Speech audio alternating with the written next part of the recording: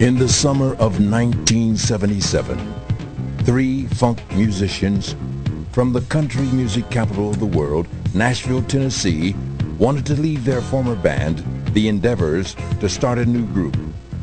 Not just a new group, a new way of thinking about music, writing, rehearsing, arranging, recording, and finally, performance. Guitarist Benny Wallace, keyboardist Jimmy Stewart, and bassist Charles Glenn had an idea. They recruited only the funkiest musicians out of the hottest clubs in Nashville. Thomas Bumpus on trumpet, William White and Ray Woodard on sax and vocals, Greg Hargrove on guitar, and Paul Hines on drums. These 8 musicians perfected an aggressive blend of catchy, up-tempo dance tracks and emotionally romantic ballads. And by 1979, they had secured a recording contract with the legendary Motown Records. 8 musicians, 5 albums, 1 legendary record label. The name of the band? Ozone.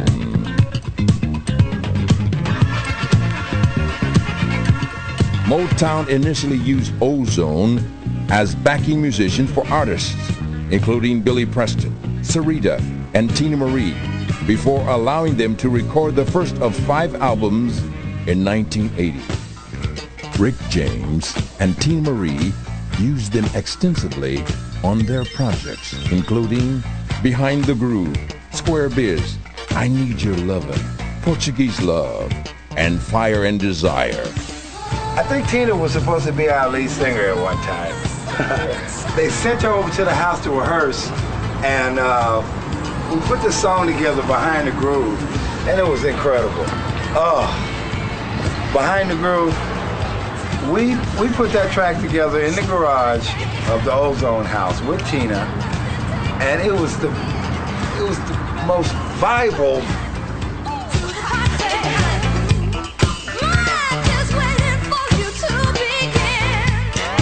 They toured the world with Billy Preston. Working with Billy Preston, man, that was a blast, man. One of the strongest artists that I think I've ever performed with. Billy, I mean, he plays like this, like nobody can play, and sings at the same time. It's incredible. You know, he's the 5th Beatle and all that. I understand why, because Billy is an incredible musician, singer. Motown released their first album, Walk On. A song from that album appeared on the soundtrack for the movie, It's My Turn, an instrumental track that showcased the band's musical prowess. They performed the song on the television show, The Midnight Special, hosted by Wolfman Jack. The name of the song was Walk On, and the band received their first taste of chart success. They had a whole new lineup of artists, and they didn't want to release everybody at one time. So we could separate ourselves from everyone else, Dash Band and Bobby Nunn and all these people like that, DeBarge even. You know, they asked us, you know, could you do a jazz record? Because we were musicians. All we did was, you know, all the songs we had written, we just took the lyrics off of them and made them instrumental. And it was really fun. We actually enjoyed that even more because the pressure of singing and whether we got good lyrics and all that stuff, all that pressure was completely released off a bunch of you know, incredible musicians. So it turned out to really be good.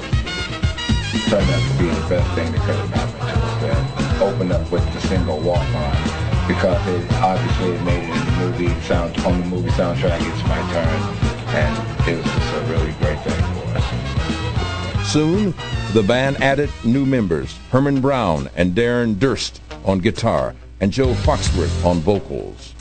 The subsequent albums, Jump On It, Send It, Lil Susie, and Glasses, yielded more radio hits. Songs like Lil Susie, Strut My Thang, and Jigglette proved that this band was here to stay.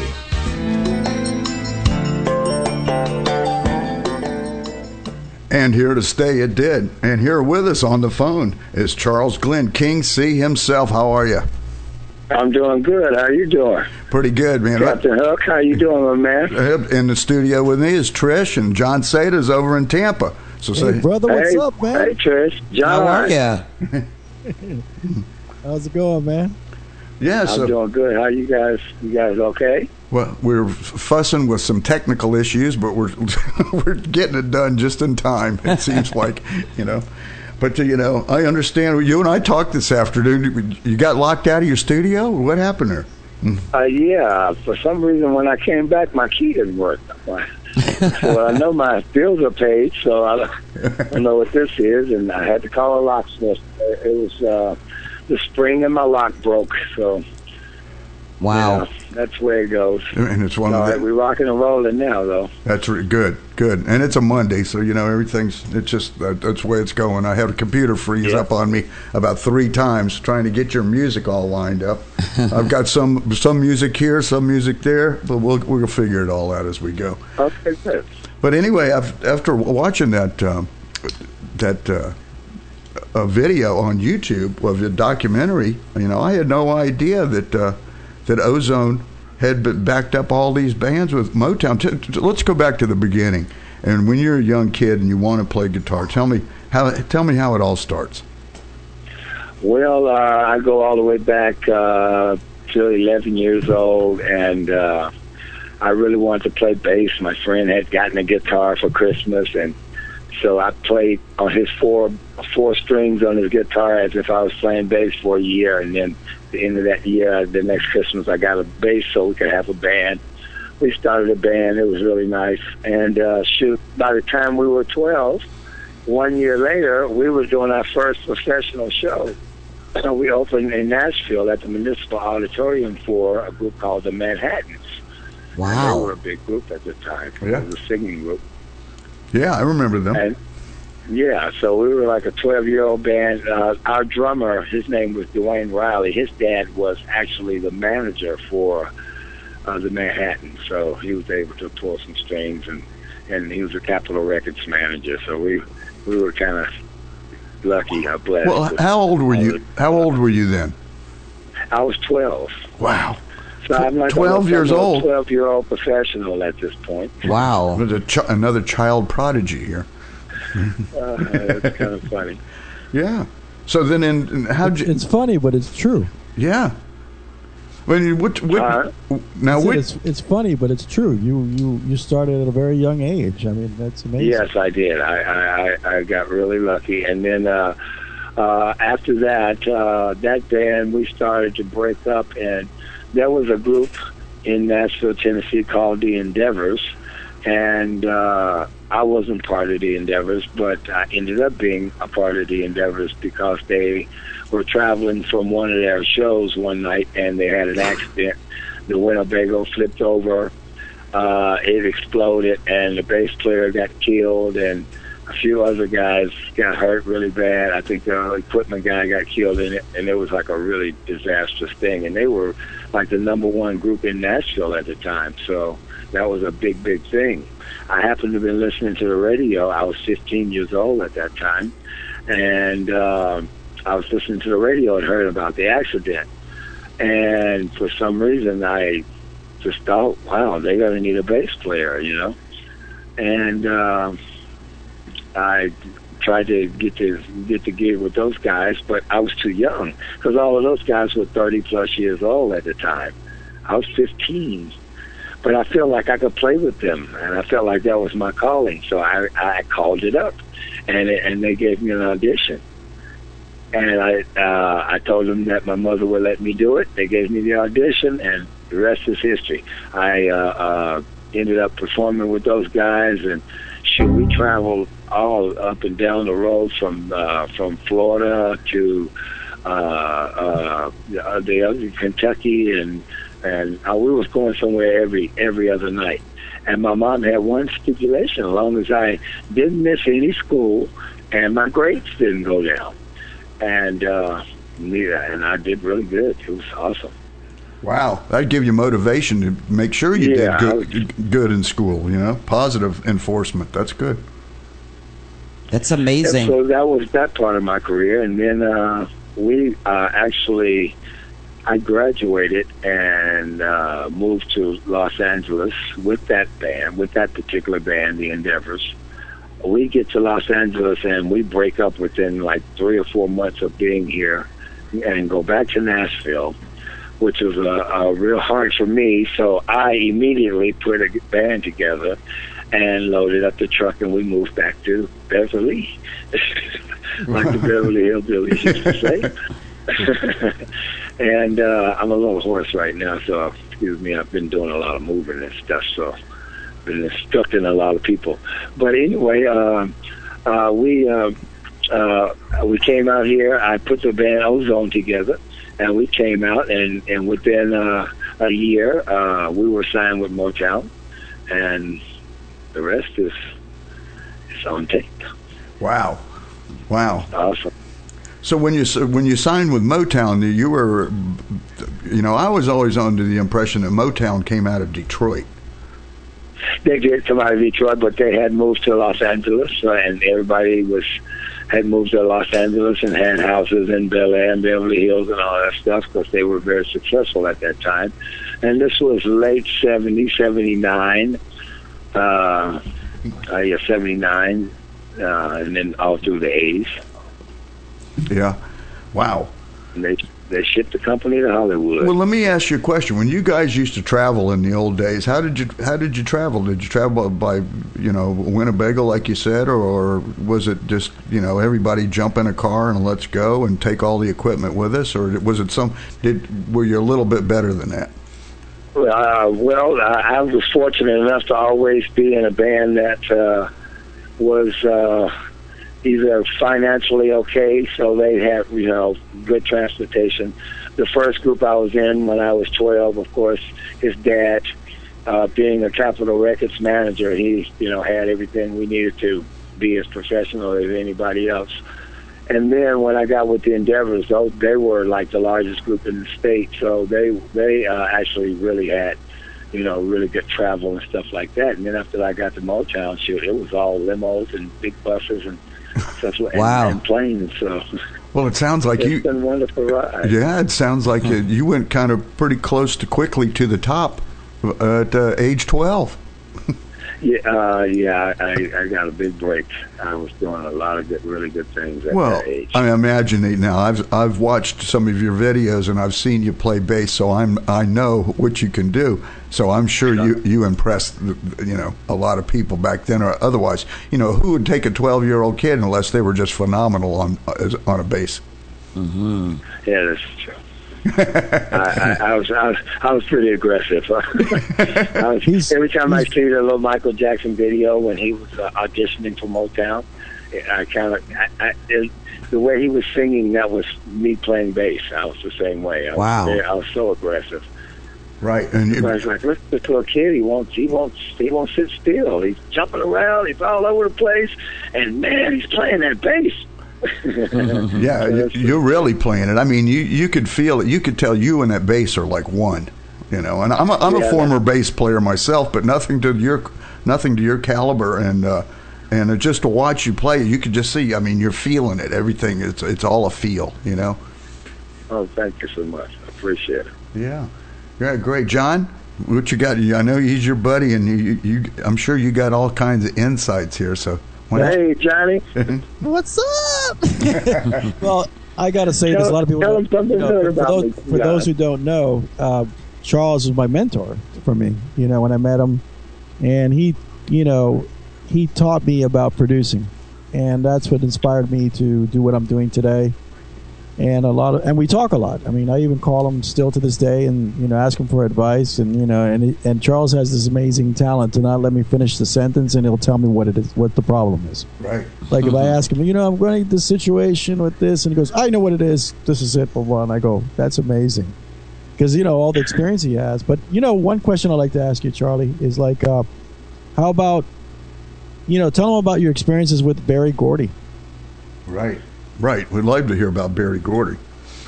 Oh, okay. Well, to start with, I can say for anyone who wants to know what it was like to be part of the Motown thing, it was like being with a big family. It's almost like I left my parents and I gained 2 more parents immediately when I got with them. Because Barry and Mr. Gordy, I will call him. I don't call him Barry, so I won't call him Barry now. But Mr. Gordy and Gwen Fuqua, his sister was like my second mom. And I actually, when I was moved out here, I was living in Beverly Hills at her house, and I was like, we were such a family. You did stuff like I would take I'd take all the kids, Marvin Gaye's son and Gwen's son and Elizabeth Montgomery's son from Bewitched, and all of these little kids, and I'd take them to their baseball games, and then all the groups, we all had teams, the Ozone and the Jacksons and the Bars, and everybody had teams, and so we did a lot of that kind of stuff. And Barry was really into family and making sure that we all were really one, and everybody knew everyone, and everybody was involved in everyone's career, and everybody was helping everybody write hits. It's just one big family, man. It's amazing how he was able to put that together. And that's really important, isn't it, in music, right? I mean, that says a lot about what it would do to your creativity. Would you elaborate a little bit about that? I'm sorry? No, I'm saying that what you just said about them being family, I mean, that I can imagine that had to be very inspiring, for your music, because, you were comfortable. You didn't have no worries, when it comes to... Oh, yeah. Well, one of the great things is that by the end of every song, it was a great song, because everybody that were great songwriters would get involved and make sure that you had a great song. And then they would run it through, they'd call the whole company in, and we'd all would sit down. It'd be, a whole room full of people, and everybody would sit down and they'd play these songs that, that people had written. And he would ask, he would allow everybody to speak on the songs, and everybody's opinion counted. Nobody really, it wasn't like hate or nothing, you know what I mean? Like, everybody really was trying to help everybody have a great song. Now, Rick James' situation was a little different, because Rick would come in and his music would be completely finished, and we would just all be blown away. And there was no critiquing or anything. It would just be hit after hit after hit. And, wow. And that was his thing. But then he had Iris Gordy, which is Barry's niece, was kind of, I'd say, she kind of co-produced some of the stuff with him, or she was the Motown representative for his project and stuff like that. So they still had Motown. He still had Motown representation. But Rick was just, one of a kind, man. Right. Let's for our audience out there, Charlie. Let's try to put a chronological order together. Now, we know you at 12 years old. You move up, you get your first gigs, a real good gig, you go on. What year was it when you started doing Ozone? It was 1978. Okay. And is that when we got signed in 79? And then basically Motown used Ozone as a backup band, or the music behind the different stars inside Motown, that wherever they wanted to use you guys. Well, we were a self-contained band, so our band consisted of, bass, guitars, 2 guitars, keyboards, horn players. Everybody could sing. So, when you hired Ozone, you kind of had everything you would need. Especially, and Motown had a lot of single artists and groups like that, that wasn't bands. They were actually singing groups. Right. And I don't know if you remember, back in the days, Motown used to have the band called the Funk Brothers. Right. And the Funk Brothers was the musicians, pretty much, that recorded and played on most of the Motown songs. Mm-hmm. Well, I think I would label Ozone as also the 80s Motown Funk Brothers. Okay, and then what was your first when you with Ozone? Who you went and played with Billy Preston? Is that true? Yes, our first thing they did, they put us with Billy Preston, and we went to Alaska and a bunch of places.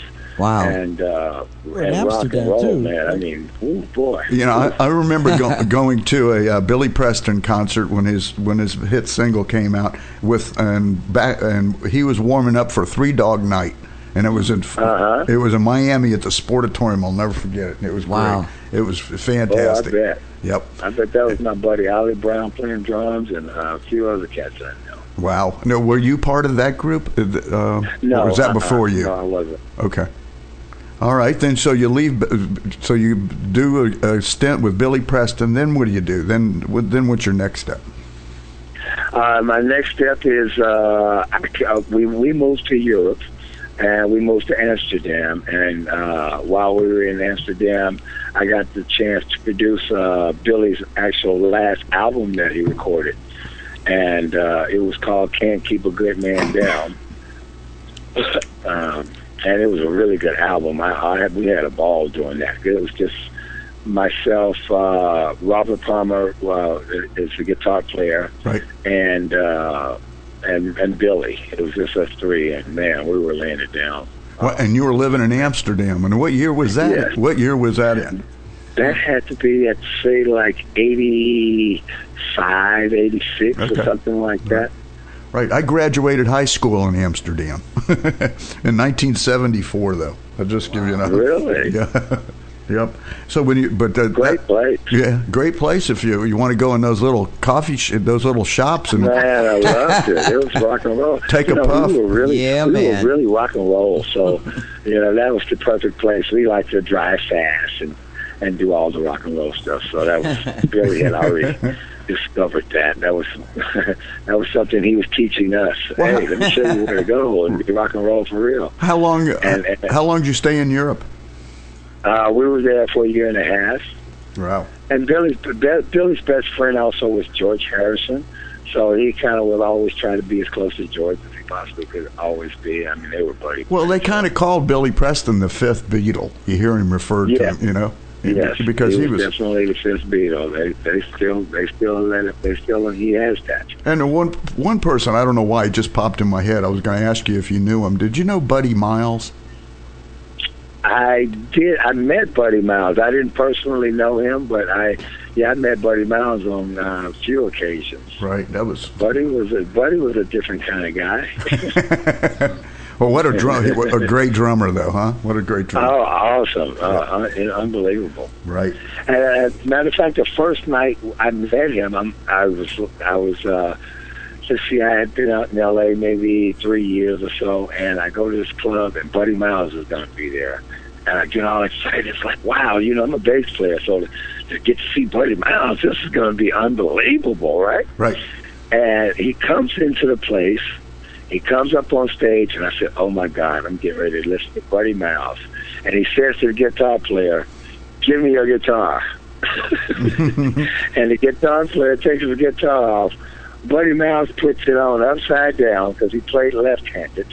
Wow. And he puts it on upside down. It's probably, I have to say, was the worst thing I've ever heard in my entire life. I didn't even know he played. I didn't even know he played guitar. I don't think he knew he played guitar either. Well, tell us about Sammy Davis Jr. Right. Well, we got to hold on to that story. We're about 30 seconds away from our top of the hour break. So okay, good. But when we come back on the other side, we got more stuff, a little bit of music, and we got Charles Glenn with us, King C, the King Man. He's with us. So we're going to be back in just a little bit. You're listening to Born a Musician on WDBFradio.com.